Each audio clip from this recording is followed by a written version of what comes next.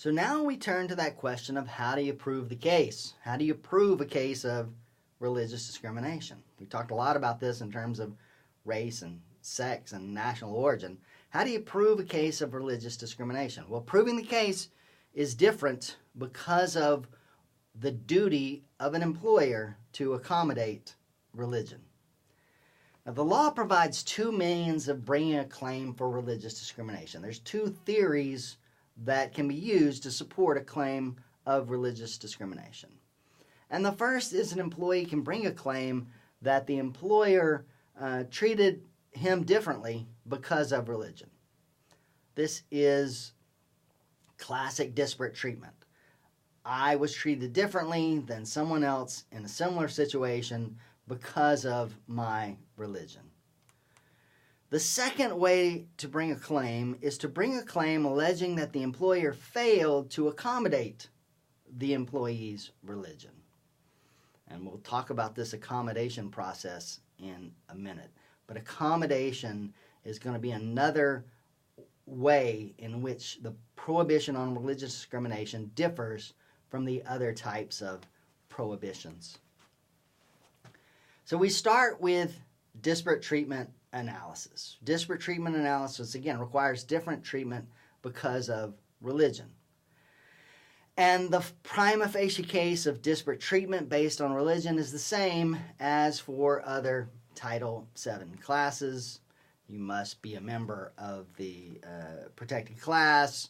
You must have applied for and been qualified for the job. You must have been rejected from the position, and someone outside of your protected class was hired, or the employer kept looking. In this case, Wolf v. Voss Lighting is a case out of Tulsa, Oklahoma. And it involved a lighting company there, electrical company named Voss Lighting, which was a branch of a nationwide company. And they were looking for a manager in their accounts department. And they ran an ad in the supervisor's local church bulletin.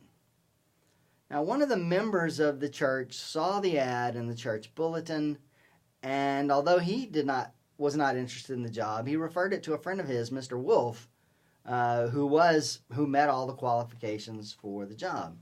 And so Mr. Wolf arranged for an interview with Voss Lighting. Now, Voss Lighting had only advertised in the church bulletin, and so the supervisor, when Mr. Wolf arrives, is somewhat surprised that he's not a member of the church. And for the majority of the interview is not about his qualifications for the job. Instead, it's about Mr. Wolf's particular religious beliefs. What does he believe in? What does he not believe in? Does he go to church? What church does he go to? Does he go to Sunday school? Would he be willing to come to work and participate in a Christian reading group without being paid for it? So all of these religious questions, very few of the questions concerned his actual ability to do the job. Well, Mr. Wolf didn't get the job, and so of course he filed a lawsuit, and Voss found itself in the position of being unable to defend it because clearly they had treated Mr. Wolf differently only because of his religion. And that's classic disparate treatment analysis. Now, the employer defends by citing legitimate non-discriminatory reason or BFOQ, just as any other disparate treatment case. In this case, Sharon Elderman Reyes versus St. Xavier University. It involved a woman who worked for a Catholic university, and she was a professor there, and she was what we call an assistant professor.